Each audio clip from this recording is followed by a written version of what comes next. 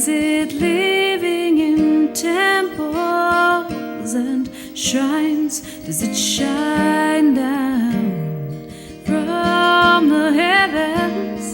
Does it well up from the planet, reach out from inside? Where does sacred reside? A good theologian is one who says almost nothing about God, even though the word theology means discourse about God. It is risky to talk about God. The notion of God might be an obstacle for us to touch God as love, wisdom, and mindfulness.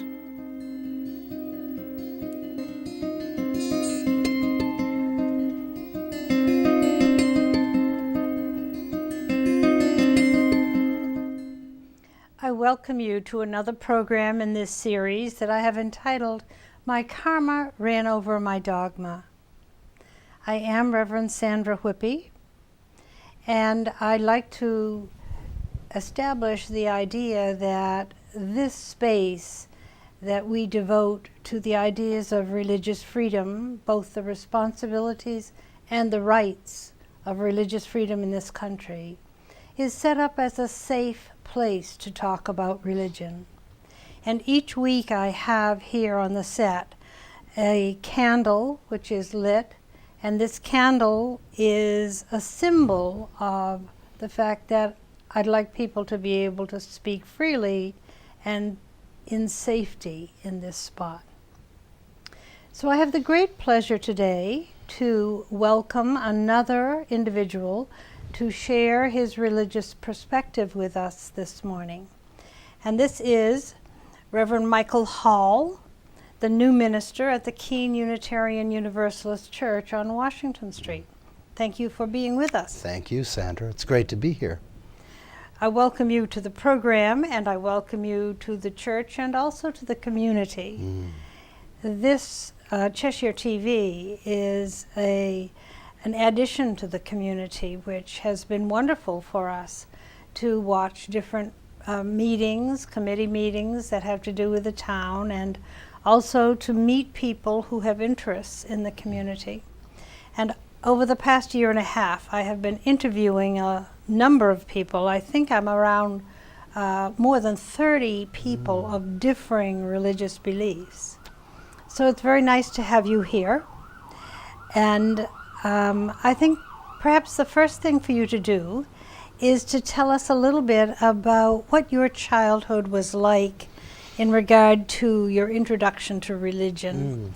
Where did you grow up, and what kind of a home did you live in, and what were your first ideas about the subject of religion? So could you begin there for us? Sure. I was raised in Middleborough, Massachusetts, which is on the south shore of Massachusetts. Not near the water, though. A lot of lakes, but no ocean view. And spent my summers at my grandparents' house down in Wareham, which is often called the gateway to the Cape, on a lake. I was raised Roman Catholic, and from a working class Irish American family. And I have some great memories from that tradition, and some that have, in adulthood, led me to believe, that the only thing that was wrong with the Roman Catholic Church, in my opinion, was it wasn't the religion for me. And that's something that Unitarian Universalist tradition often does, is sometimes play host to seekers who are traveling from one religious path to the next, sometimes to be a haven to people who have been hurt in their home faith, the faith of their upbringing, and they find a true spiritual home with us, and that's a great feeling. I didn't really even know about Unitarian Universalism, however, really until I was an adult. So, to get back to your question. Yes, lots of people actually don't understand what the Unitarian Universalist faith is. But when you talk about your early experiences, were you in fact a practicing Catholic, or were you more one in name only? Because that might make a difference in how you viewed that. Right. Were your parents involved in the church? And Yes, you? they were. My grandmother and grandfather were very, sort of devout, or at least practicing Catholics. My grandfather, I remember listening to him. I'd sit on the stairs and I'd listen to him whisper his rosary and click the beads along. And I thought, well, even then I thought, what a beautiful thing. For a big strapping, Irish guy, every day, he said his prayers. Every day he went through the rosary. And my grandmother helped to build a church school down in their hometown, which during their marriage was Brockton, Massachusetts, the St. Edward's School. She was one of the founders and driving forces behind that. That the establishment of that parish, moving, I believe, from sort of a storefront church, which isn't something you often think of with the Roman Catholic faith. Often they've got these big, beautiful buildings, but they started out worshiping in a storefront church, like a lot of faith traditions, and built it up, and eventually had a beautiful building and I think it was K-8 school. Well, in our early history here in New England, there wasn't a very strong presence of Catholicism. That came in a little later. Right. But in the beginning, they were primarily Protestant. Right. But so you were a child whose grandparents were practicing Catholics, and your parents or your own childhood? My father was raised Seventh-day Adventist, which was very, different. He was Irish in first generation Irish. His parents came over from Portadown in Northern Ireland, and they were Seventh-day Adventists. And he wasn't, practicing in that faith, although some of his family was. He and his older brother went to sign up for the draft or sign up for service in right before World War II, and they changed their religion so that they could get in. And I don't think it was something that their father appreciated, because they were pacifists generally. And my mother was very involved in the Catholic Church. She ran the Lady Sodality at one point, and a very involved female lay leader. And what I remember, what I got most out of it, were really three things. I was required to go to Mass, and at its best, the ritual, the mystery, the theater of that church, if I may say, is remarkable. I don't know that any other tradition that I've been to does that quite so well. And the other was that I realized kind of early, I think that my acting career actually began trying to get out of going to church. As a boy, I'm so sick, Sometimes it worked and sometimes it didn't, because, it was big and crowded and noisy, and, as a young one especially, I didn't really want to be there as much as I wanted to be playing baseball or something. So quite typical, probably, of a young boy. That's right. And then the third thing was after my parents divorced, and there was a sort of a coolness at that time, and towards a divorced woman, and I didn't feel, I maybe picked up on things that weren't there, but I felt less welcome. So, but the other thing that about that time was, it was post-Vatican II Catholicism, so there was a lot of social justice things going on. It was a very active church for youth outside of the Sunday, Mass. Outside of the theology, right. They were that was working on social justice issues. Right, and a lot of concern for kids and their upbringing, and you know, when you were young and you had the cross of ashes put on your forehead, you felt very distinct. Yes. You know, it was a very distinctive feel, and you know, on the one hand it was exclusive, but on the other hand it was also very satisfying to sort of say, oh, this is who I'm about, or or at least who my parents are about. So did you feel at that point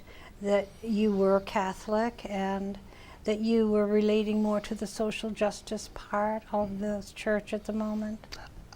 Yes, there was a vibrancy. We had certainly we had a pastor who was, you know, old, but there were a lot of young priests with the pork chop sideburns who were doing interesting things and seemed to be very concerned with the youth as people. Yes. You know, not just as future or potential Catholics, or as people. As And people. who do you want to be? Yeah. You know?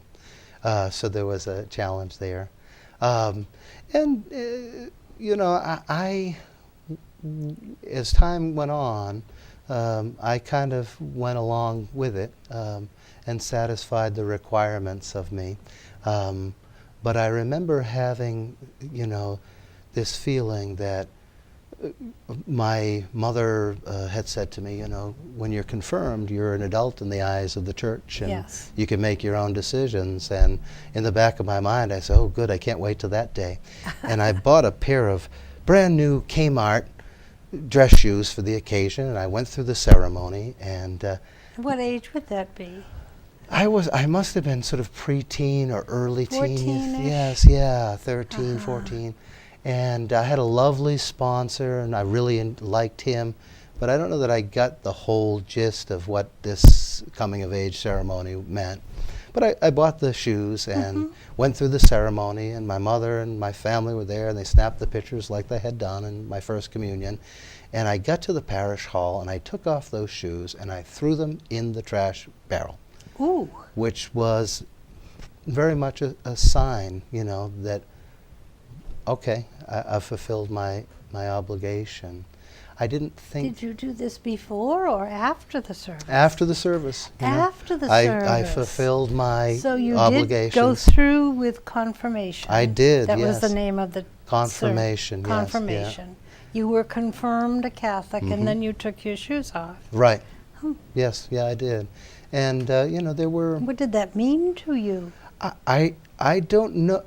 I didn't know then, but I do know now. It Ah. meant I was done. I have satisfied, you know, the sort of obligations I have to my family and my mother, and now I get to make my own decisions. I think, you know, and then there was an instance a little bit later where I went to the church, and this was after I was confirmed. I, you know, kept going, and the priest had told a story. It was a homily based in a recent sort of horrific instance of child abuse that led to a death, and maybe I wasn't hearing him properly, but what came down as the message was, you know, basically what's the matter with kids today? You know, this permissive culture is allowing kids to be this way, and I remember saying to my friend next to me,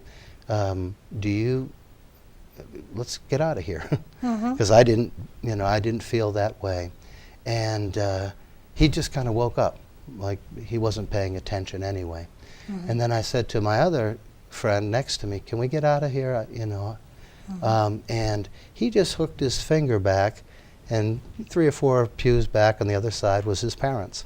Oh. And I got the meaning, and it wasn't a big Martin Luther moment, Right. but I left, and I've only gone a few times since then. I thought it was a rebellion for a long time, but what I realize now, especially as a mature man, a Unitarian Universalist, that it wasn't that it was a bad church. It just wasn't the right church for me.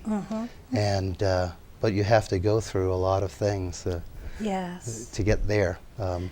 Yes, the search for what I might term as your religious home because a lot of people move more in their understanding of theology than I would presume was the case many years ago. Right. It took a lot of courage to question the authority of the church. And it also involved a feeling of loyalty or disloyalty around family units a great deal. Right, yes. There were times in my youth when people first would break away and the adults in the family might not speak to them again. They were so upset at the choice that one of their children might have made, that they saw it as breaking the faith with the family as well as breaking the faith with the particular church that they might have been brought up in. But today we have more understanding of cross cultures and across religious divide, and understanding sometimes through family, sometimes through friends, of what other religious ideas are about. And even within family units, there are aunts that marry out of the faith, or people that bring in a friend, and we see that a person of a foreign religion is not as wicked as might have been portrayed, or as misguided. I remember some of the older, the older folks in my family. A cousin married a Congregationalist or something, and they didn't go to the church. They met us at the reception. When I first moved back to Middleborough as a man with a family, we walked into the Unitarian Universalist Church in my hometown, and I said, "Oh, so this is what it looks like from the inside." Yes. I was always interested in that wayside pulpit, Yes. the words of wisdom, but I'd never been in. Some of us grew up in a faith where we were encouraged to visit other churches. Right. Certainly, I had a couple of Catholic friends when I was very young, and I was curious and was invited and participated. They would show me how to genuflect and what these different symbols meant, and it was very clear that they could not reciprocate. Right. They could not come to our church, even to visit. Right. And there are some churches even today that have very strict rules about, I'm thinking in regard to a young woman that I know whose cousin was being married in a Mormon temple in Boston.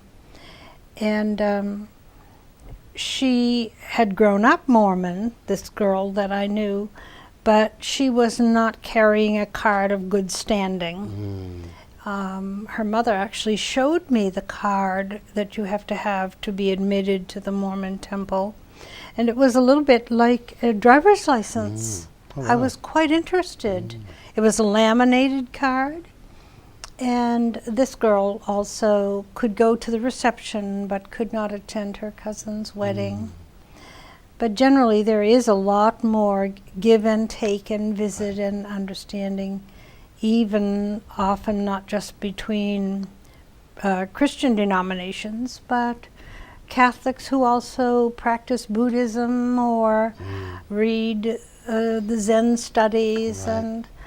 and Jewish people who also attend the Congregational church with their wife or something like that. And Right. there's much more than there used to be.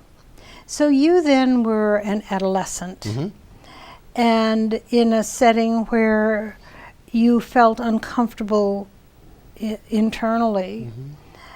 And you had a period of time between there and where you found your religious home. Right. So how long did you kind of, using the phrase, wander in the wilderness religiously? Right. I would have to say for a good 15 years, perhaps. And it must be said, just going back for a minute, that my family never said you can't go to a church, another church, and I don't even remember being taught it in my parish. But it was kind of an understanding that I only, that I only understood after the fact.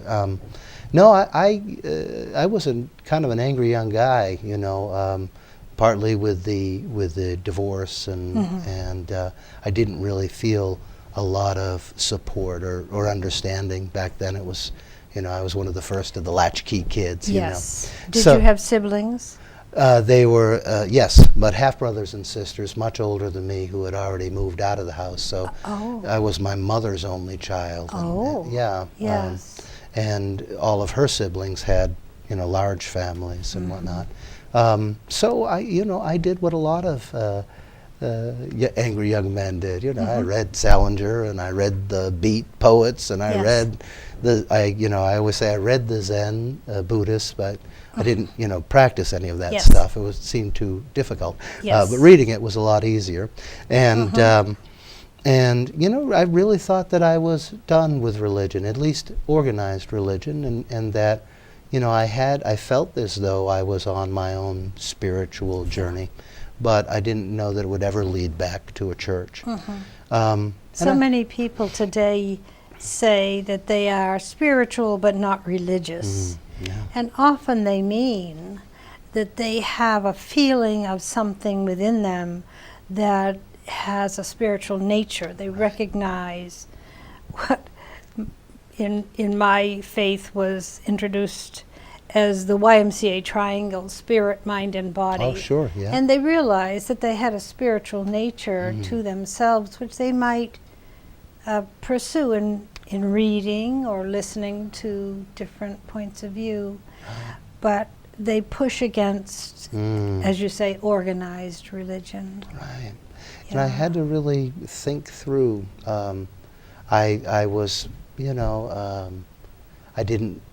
I had a sort of a prejudice, I think, that's the right word, a prejudgment of pretty much all Christians at the time. And it was really my work. I spent many years at Plymouth Plantation, a living history museum, down in Plymouth, Massachusetts.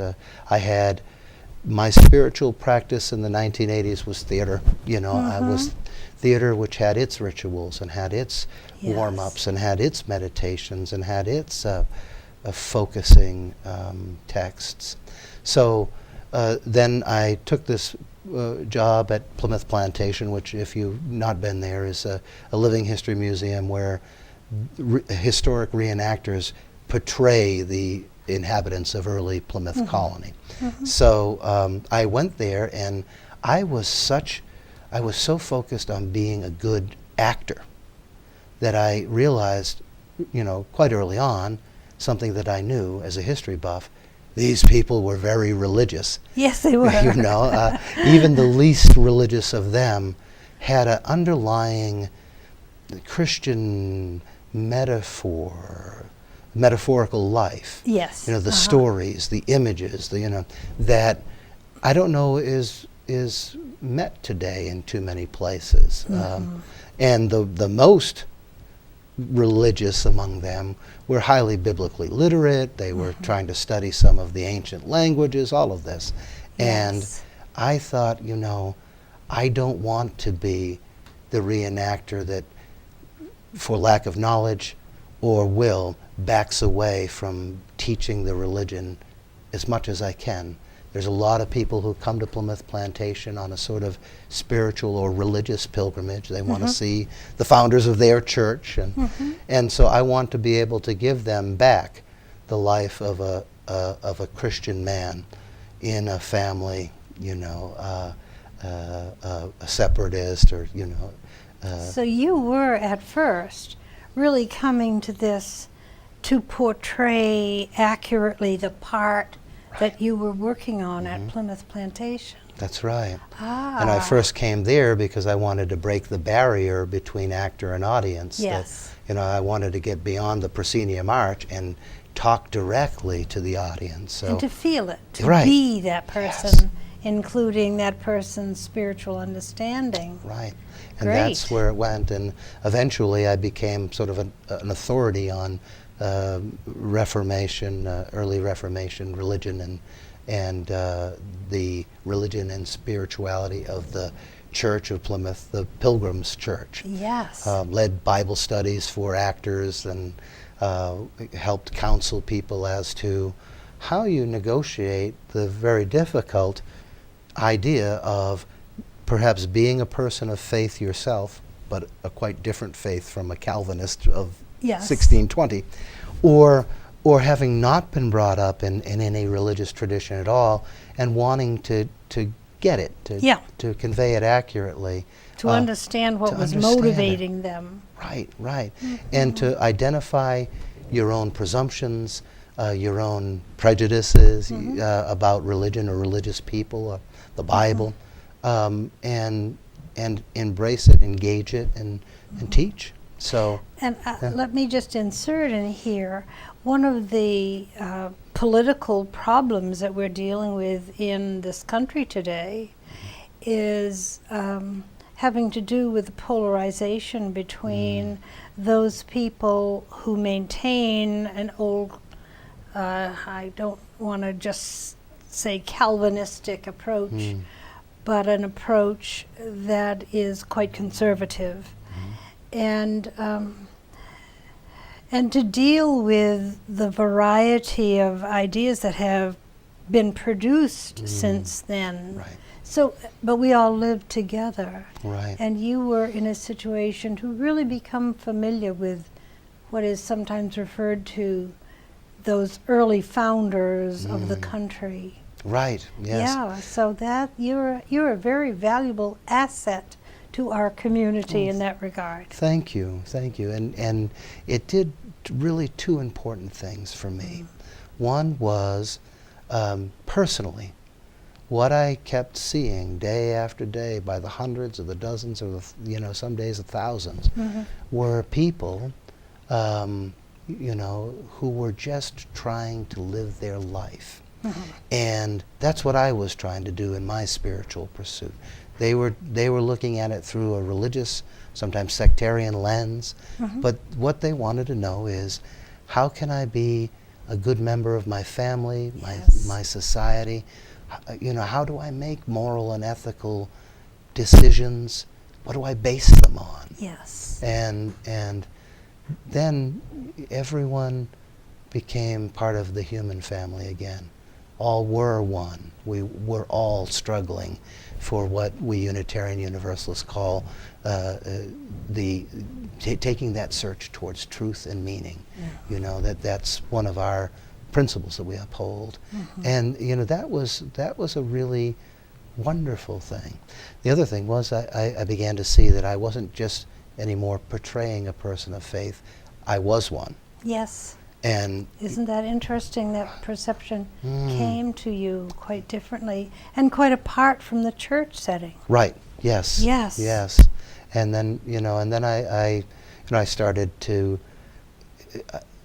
I wanted to serve the people that were coming to Plymouth Plantation, that were asking for our educational programs, and because I'd built up this background of knowledge, I started developing programs where I would go to church as Governor Bradford, as William Bradford, or Deacon Samuel Fuller, and lead a worship service. Not just tell the pilgrim story in my funny costume, but lead some sort of a worship service that bridged the gap between one understanding of religious worship, liturgical worship, and another. And that's one of the places where I began to see that I might be called to ministry, that it wasn't just a matter of having talents or, a good speaking voice, things that would be useful in a minister, but actually a call to ministry. And boy, I wrestled with that for a while because I was happy doing what I was doing. I can hear that you were feeling very fulfilled there at the Plymouth Colony. Yeah. Perhaps it can be explained as in the beginning you were playing a part. Right. And you wanted to play that part very well, but in playing that part, you began to experience some of that religious faith yourself. Right, right. And the other thing that I found quite fascinating was something I think you were alluding to a little bit, is the sort of the build-up of religious thought. And one thing about portraying somebody in 1627 Yes. is you have to strip away a lot of the things that came afterwards. Yes, the things that came after. Or the things that people put on the pilgrims, or any other religious body or famous historical figure of a particular denomination, and strip it back. Or how understanding changes over the centuries, how education affects it, and how one person's intellectual and spiritual gain help others to understand things differently as well. Right. One of the concepts, when you were talking about Catholicism, one of the things that impresses me when we consider what went on in Europe in the period of the Reformation, or the period before that of the Inquisition, it's important to remember that the powers of the day, which were the Holy Roman Emperor and the Catholic Church, the powers that put in the effects of the Inquisition were desperately trying to make people good in their idea. You know, they wanted people to be good people, and their concept of goodness was so narrow that they couldn't perceive any other type of faith, leading to spiritual and character strength. So when we think of what happened during that period of time in history, we have to think of it in terms of things like how mentally ill people were treated, and how the poor were treated, and how widows, orphans. Widows and orphans were treated. People's hands were chopped off for grabbing a loaf of bread when they were starving to death. And the whole of the world concept in that culture was very different. It certainly was. Yes. And you know, one thing that I've pulled out of it for my own religious journey is that, you know, the religious leaders of the time began from this idea that people were inherently evil. Yes, yes. My own fledgling belief then, and my fully mature belief now, is that people are inherently capable, that there is always the potential for goodness, and there isn't, in my opinion, an innate evil, so much as there is a possibility for us to, through our spiritual development, our faith formation, choose to live a life that's one of integrity and goodness. Yes. I have introduced people before here on this program about the difference between seeing ourselves as sinners or inherently sinful and inherently good. Right. And people do perceive that differently.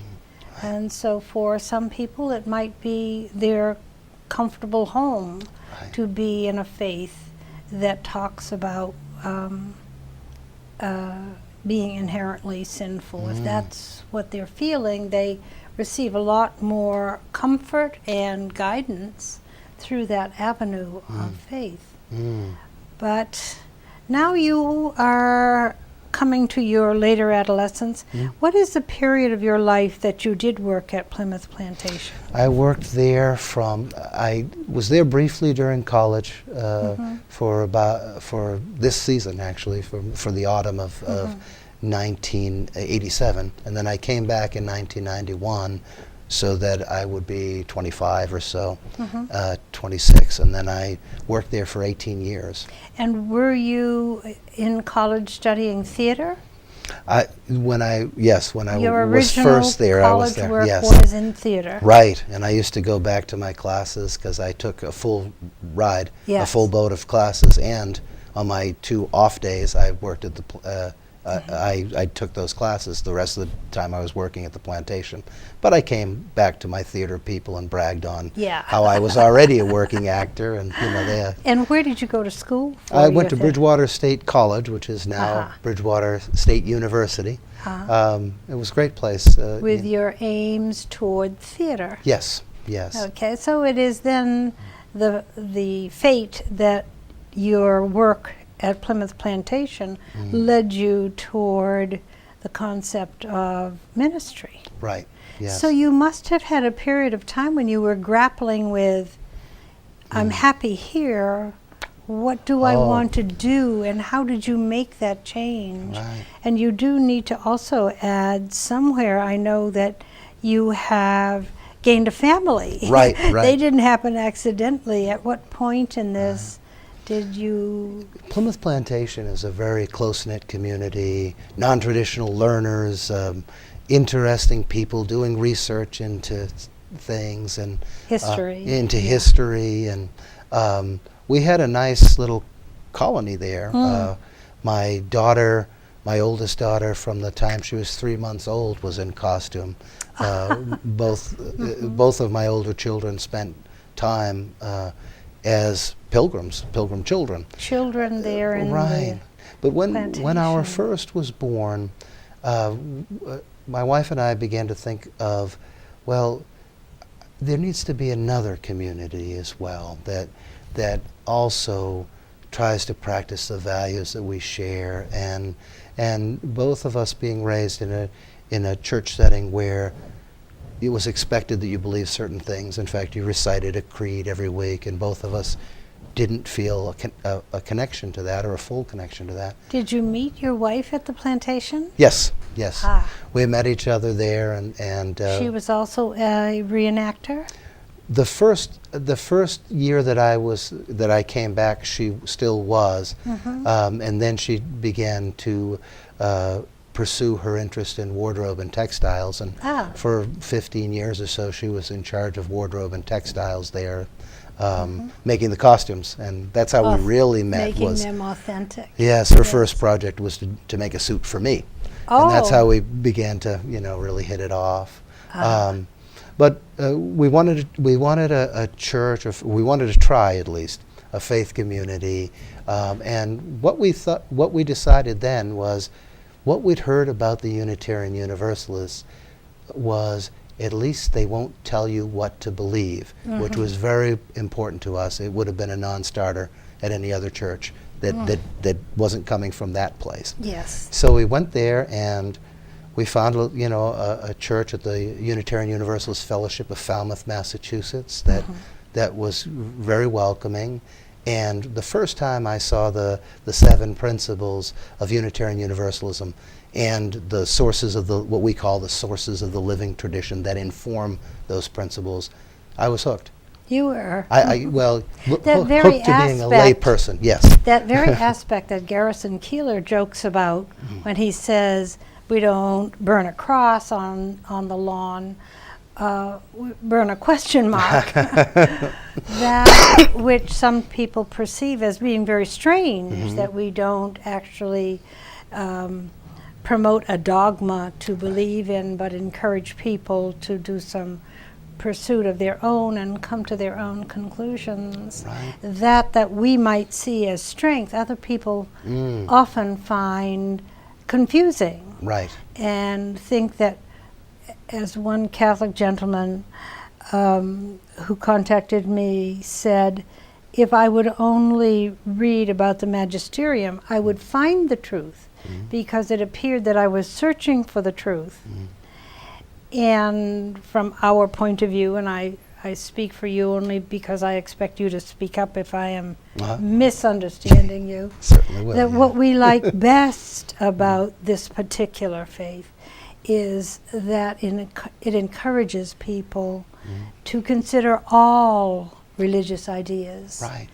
And for us, that feels comfortable. For other people, it probably may not. Right. Yeah. And it also provides screens to analyze, to think about our decisions, our lives, just like any other religion does, but it doesn't say believe this. It says, all right, are you acting in concord with our seventh principle, which it talks about the respect for the interdependent web of life, all life, not just human life, not just human exceptionalism, but all life. And we can't be perfect in all of these, in our acting out of all of these principles, but what we can do is live them out with integrity and continue to understand and work through them. It reminds me of the old Christian formulation, the fine Christian formulation. I know the truth; it liveth. It liveth. Yes. It isn't contained solely in Scripture. It may be that we get inspired by the Scriptures of different traditions, but that we have to live. The minister of the Pilgrims Church, who never actually made it to Plymouth, said, a man in truth has only so much religion as he has between his God and himself in private. No matter what vain shows he makes before others, that's what our religion is how we live in the world. And how it sustains us. And sustains us, exactly. Yes, how it sustains us. How we deal with the joys and the sorrows of life. And how we understand birth and death and the joys and the difficulties of conflict. Right. How we live with one another in peace. Exactly.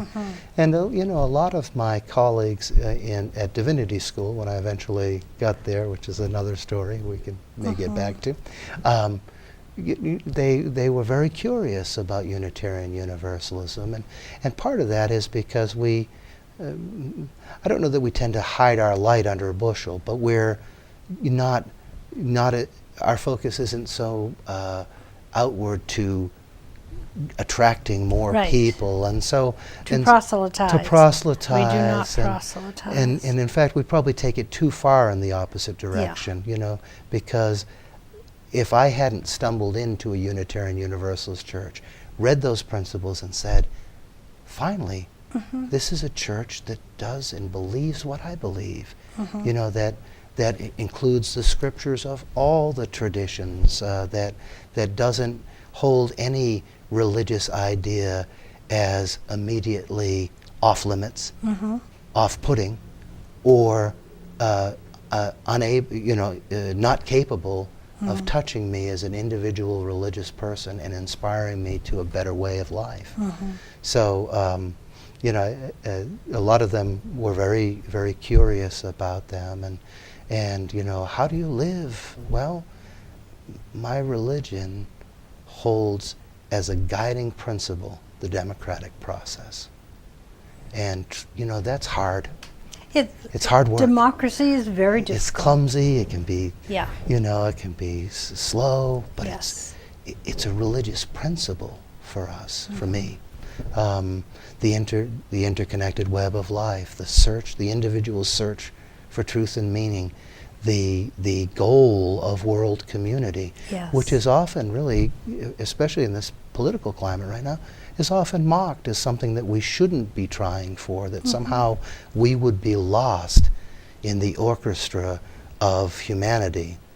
But, anyone who goes to an orchestra appreciates the beauty of the oboe as well as the throaty, wonderful tone of the cello, And perhaps our view of religious differences is like that orchestra, where we might look at some very valuable aspects of Buddhism or Taoism or Catholicism or Mormonism or the world of Islam, and each one of these has different strengths and different gifts. Right. And by doing that, you are respecting someone else's point of view rather than saying, you are wrong and we are right. And therefore you must be evil and we good. Right, yes. That's such a very different concept, but it's at the heart of democracy. Yes, it is. It is at the very heart of democracy.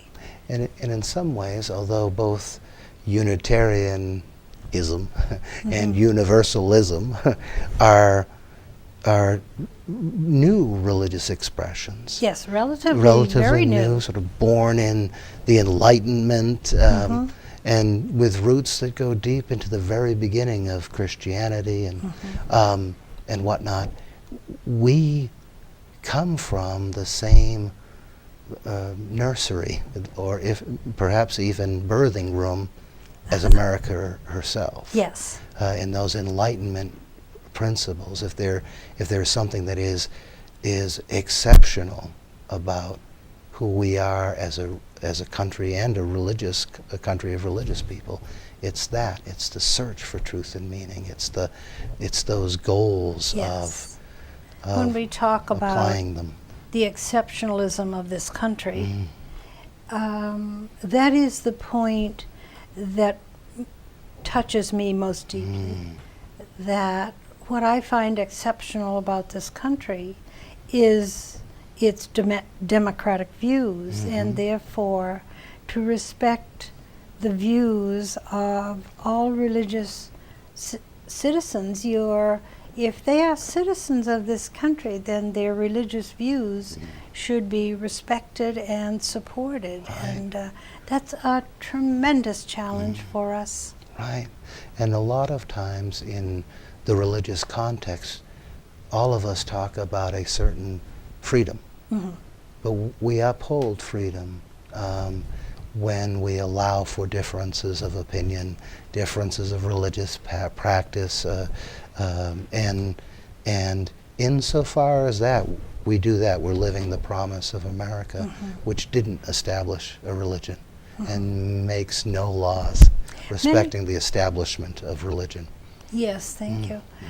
Many people have the perception, of course, that because of the beginnings of this country, and particularly because of the faith story of the original pilgrims coming to this country, there is a perception that we were originally, the founding fathers were Christian, and therefore this is a Christian country. And it's very important, from my perspective, to study history and to see how other religions developed in this land within our borders as immigration happened, and actually including the Native American people, who were originally considered to be savages. Right, right. And that our mission was to change them into European thought. Right. Yeah. And yet, when many of us look back on their spiritual practices, they most certainly honored all of the aspects of life. Right. I have a friend, a good friend, Dr. Len Travers from the University of Massachusetts, Dartmouth.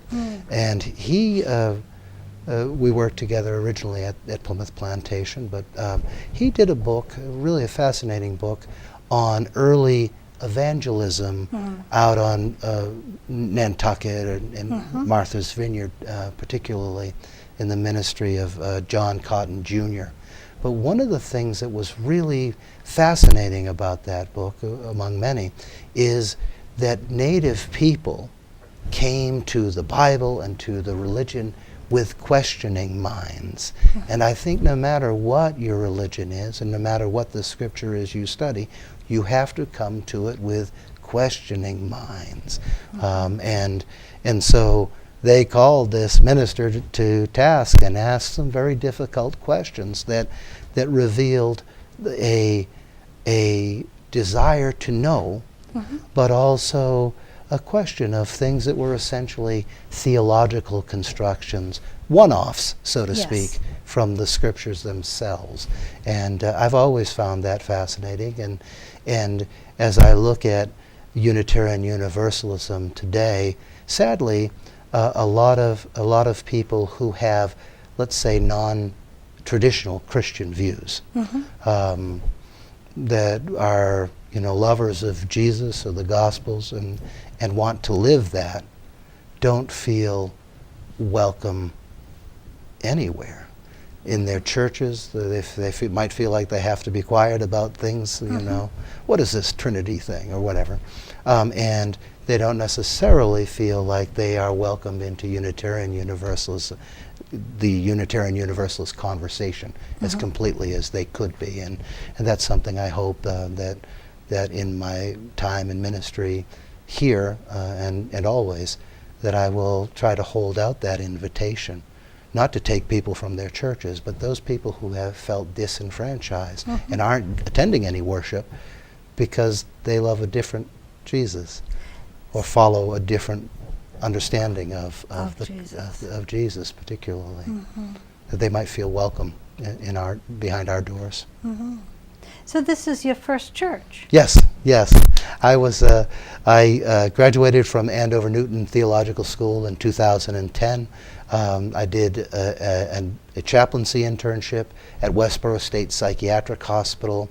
I worked during the last 3 years of school, the last 2 years of school, at a High Point Treatment Center, a dual diagnosis unit of a detox for 3 years, and developed spirituality-based group therapy sessions for them. Did my internship at the First Parish in Framingham, Massachusetts, which was a much larger church than any one I'd been involved with 2 services and 400 or more members.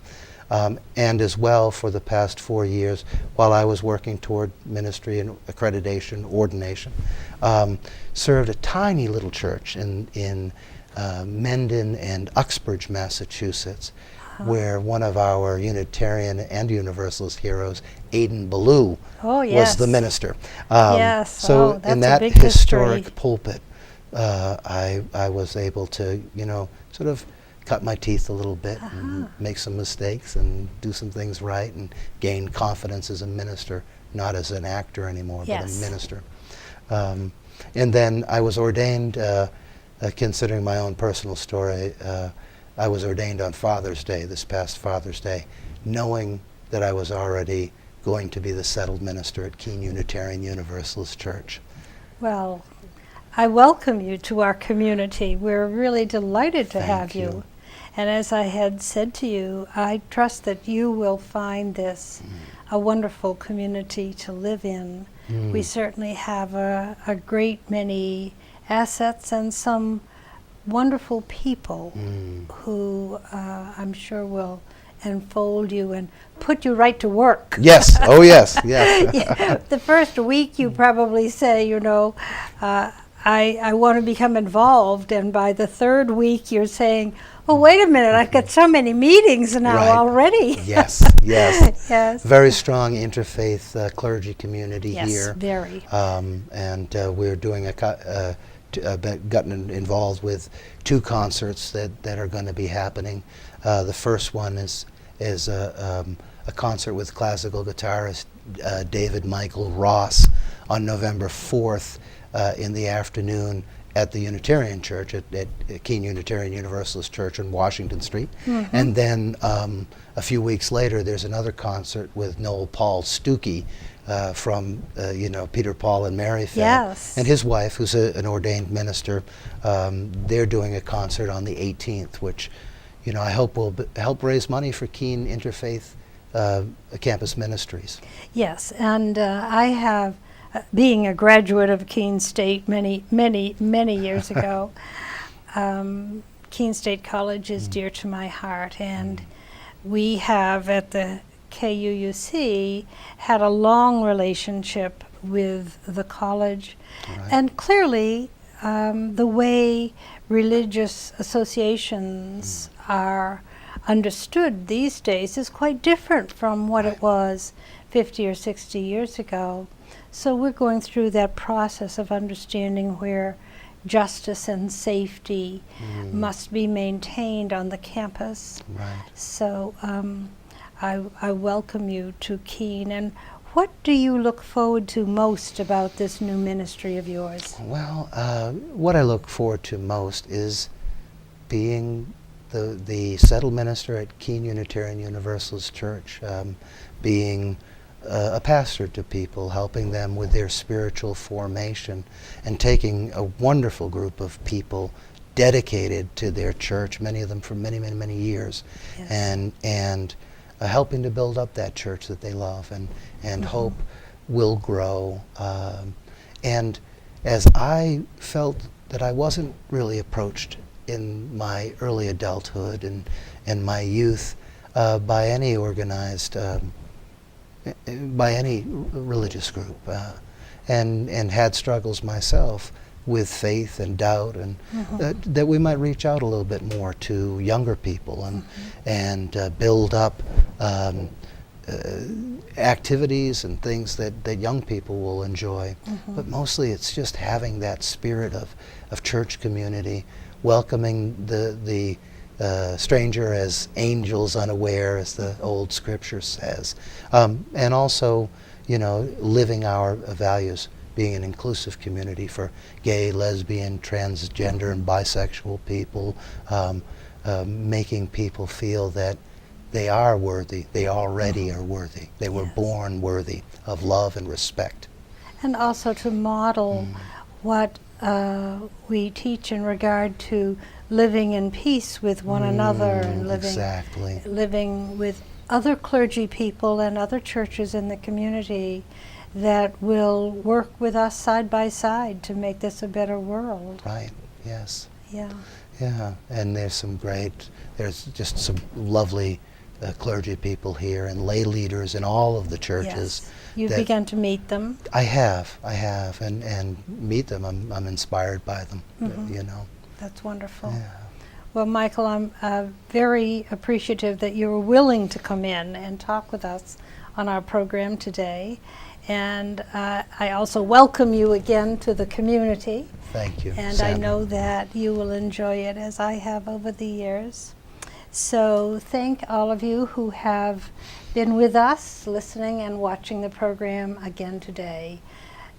My karma ran over my dogma, and our guest has been Reverend Michael Hall from the Keene UU Church. Thank you for being with us again today. Thank you. Where is the holy? Is it living in temples and shrines? Does it shine down from the heavens? Does it well up from the planet, reach out from inside? Where does sacred